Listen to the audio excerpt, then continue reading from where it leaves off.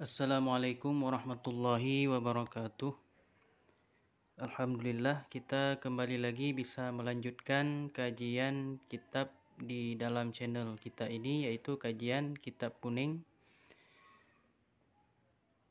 Sekarang kita akan melanjutkan pembahasan tentang ilmu fikih. Yang kita baca adalah kitab Fathul Qarib, syarah daripada kitab Matan Taqrib. Sekarang kita masuk ke dalam fasal di dalam menjelaskan tentang hukum membasuh, hukum menyapu kepada dua sepatu. A'udzubillahi minasyaitonirrajim. Bismillahirrahmanirrahim. Alhamdulillahirabbil alamin. Allahumma shalli wa sallim ala sayyidina Muhammadin wa ala alihi wa sahbihi ajma'in. Rabbi shrah li sadri wa yassir li amri wahlul 'uqdatam min lisani yafqahu qawli. Rabbi yassir wa la tu'assir, Rabbi tammim bil khair. Faslun fil mashi 'alal khuffaini. Pasal pada menyatakan hukum menyapu di atas dua sepatu. Wal mashu 'alal khuffaini jaizun fil wudu'i. Dan bermula membasuh kepada dua sepatu, hukumnya itu adalah jaiz, boleh dilakukan di dalam melaksanakan wudu. La fi ghusli fardin au naflin, tidak boleh dalam mandi fardu atau mandi wajib, dan juga tidak boleh kepada mandi yang disunahkan. Wala fi izalati najasatin, dan juga tidak boleh menyapu dua sepatu di dalam menghilangkan najis. Jadi kebolehan membasuh dua sepatu di sini hanya boleh dilakukan di dalam rangka melaksanakan wudu. Tidak boleh pada mandi, apakah itu mandi fardu maupun mandi yang sunnah. Dan juga tidak boleh menyapu dua sepatu itu untuk menghilangkan najis. Falau ajnaba wa dumiyat rijluhu fa aradal masha batlan an ghaslir rijli lam yajuz, bal la budda minal ghasli. Sekarang seandainya, maka jikalau berjunub seseorang dan berdarah kakinya orang tersebut. Ini ada dua kejadian. Seandainya ada orang yang berjunub ataupun kaki seseorang itu mengeluarkan darah, fa aradal masha, maka dia berencana untuk menyapu dua sepatu, badalan an ghaslir rijli, sebagai pengganti daripada membasuh kaki. Lam yajuz, niscaya tidak boleh. Maka ketika itu dia tidak boleh menyapu sepatu sebagai pengganti daripada membasuh kaki, ataupun sebagai pengganti daripada membasuh kaki. Bal la budda minal ghasli, akan tetapi tidak boleh tidak bagi orang tersebut itu daripada mandi.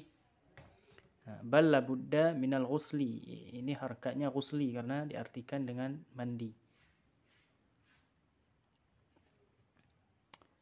Ataupun ghasli juga boleh apabila diartikan dengan membasuh. Kalau ghusli itu mandi bagi orang yang berjunub, kalau ghasli itu diarahkan kepada orang yang berdarah kakinya. Wa asy'ara qawluhu jaizun anna ghaslar rijlaini afdalu minal mashi. Dan memberitahu oleh musannif, memberitahu yaitu oleh perkataannya musannif, yaitu kalimat jaizun, ibarah jaizun, bahwa sungguh membasuh dua kaki itu terlebih afdal dibandingkan daripada menyapu. Ini menunjukkan atau mengindikasikan kata-kata jaizun ini bahwa sesungguhnya membasuh kedua kaki itu lebih afdal dilakukan daripada menyapu. Jadi hukum jaiz menyapu dua sepatu di sini yaitu kebolehan ini maksudnya boleh, bukan lebih afdal menyapu, tapi tentu saja yang lebih afdal itu adalah berwudu. Wa innama yajuzu mashul khuffaini la li ahadihima faqat. Dan hanya saja boleh menyapu dua sepatu, tidak boleh salah satu daripada keduanya sepatu, faqat sahaja. Yang boleh itu adalah menyapu kedua-duanya, tidak boleh menyapu salah satunya saja. Misalnya ada orang yang ingin menyapu sepatu, yang sebelahnya dia sapu, yang sebelahnya lagi dia basuh, itu tidak boleh. Illa ayyakuna faqidal ukhra, kecuali bahwa ada seseorang tersebut adalah orang yang tidak memiliki kaki yang lainnya, dia cuman memiliki satu kaki saja.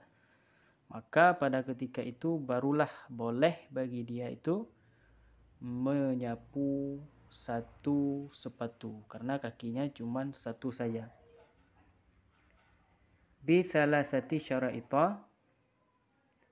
Jadi kebolehan menyapu dua sepatu itu tentunya dengan memiliki 3 persyaratan. Bi thalathati syara'ita, dengan ada 3 persyaratan. Ayyabtadi'a ay syakhsu lubsahuma ba'da kamalit taharati.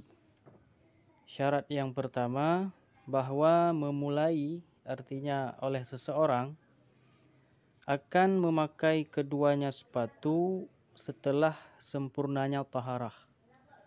Jadi persyaratan yang pertama baru boleh orang itu menyapu kedua sepatu setelah dia itu baru boleh dia menyapu dua sepatu, bahwa dia harus memulai memakai keduanya sepatu setelah suci badannya, yaitu setelah berwudu. Falau ghassala rijlan wa albasaha khuffaha summa fa'ala bil ukhra kadzalika lam yakfi. Maka jikalau membasuh akan satu kaki, seseorang itu membasuh ia akan sebelah kaki, kemudian pada kaki tersebut dia memakaikan sepatu, wa albasa khuffaha, dan memakai ia akannya sebelah kaki itu akan sepatunya, kemudian mengerjakan ia dengan kakinya yang lain, niscaya tidak memadah.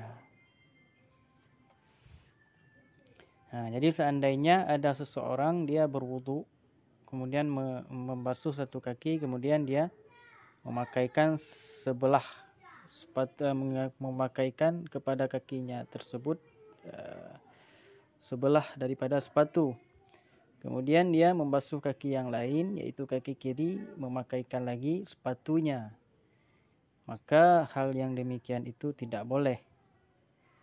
Kemudian walau ibtada'a lubsahuma ba'da kamalit taharati summa ahdasa qabla wusuli rijli qadamal khuffi lam yajuzil mashu. Dan jikalau memulai ianya seseorang akan memakai keduanya sepatu setelah sempurna bersuci, setelah sempurna suci, kemudian summa ahdasa, kemudian ia mengalami berhadas atau berhadas sebelum sampai kaki akan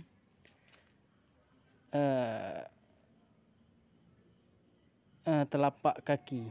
Sebelum sampainya kakinya tersebut akan kepada telapak kakinya sepatu, niscaya tidak bolehlah menyapu sepatu pada ketika itu. Nah, jadi persyaratan tadi harus dia memulai memakai kedua sepatu setelah sempurna taharah. Maka jikalau dia memulai memakai keduanya sepatu setelah sempurna taharah, ternyata setelah dia suci terjadilah hadas, yang hadas itu terjadi sebelum sampainya kakinya kepada telapak kaki daripada sepatu. Itu tidak boleh membasuh itu. Kalau kejadian seperti itu sudah tidak boleh lagi menyapu sepatu. Kemudian persyaratan yang kedua, wa ayyakuna ay al-khuffani satiraini limahalli ghaslil fardi minal qadamaini biqa'baihima. Persyaratan yang kedua, dan bahwa ada keduanya, artinya keduanya sepatu, satiraini itu yang menutupi keduanya. Bagi apa? Bagi tempat membasuh fardu daripada dua kaki. Daripada dua kaki atau daripada dua telapak kaki dengan dua mata kakinya. Falau kana dunal ka'baini, maka jikalau ada keduanya sepatu tersebut itu di bawah dua mata kaki. Contohnya kalmidas, seperti midas misalnya, lam yakfil mashu alaihima, niscaya tidak boleh menyapu, di atas keduanya sepatu yang seperti midas tersebut, yaitu sepatu yang tidak menutupi sampai kepada dua mata kaki. Wal muradu bisatiri huna al-hailu la mani'ur ru'yati. Dan bermula yang dimaksudkan dengan satir di sini adalah hail. Maksud daripada penutup adalah yang dapat menghalangi. Tidak yang dimaksudkan itu, bukan yang dimaksudkan itu adalah hanya semata-mata menegah penglihatan, tidak dapat dilihat. Bukan itu yang dimaksud dengan satir. Karena apabila yang dimaksud dengan yang dapat melihat, yang tidak dapat melihat, itu boleh memakai sesuatu yang tidak kelihatan lagi kaki namun masuk air ke dalamnya. Jadi yang dimaksud adalah bukan mani'ur ru'yah, melainkan al-hail, yaitu penghalang. Wa ayyakuna satru min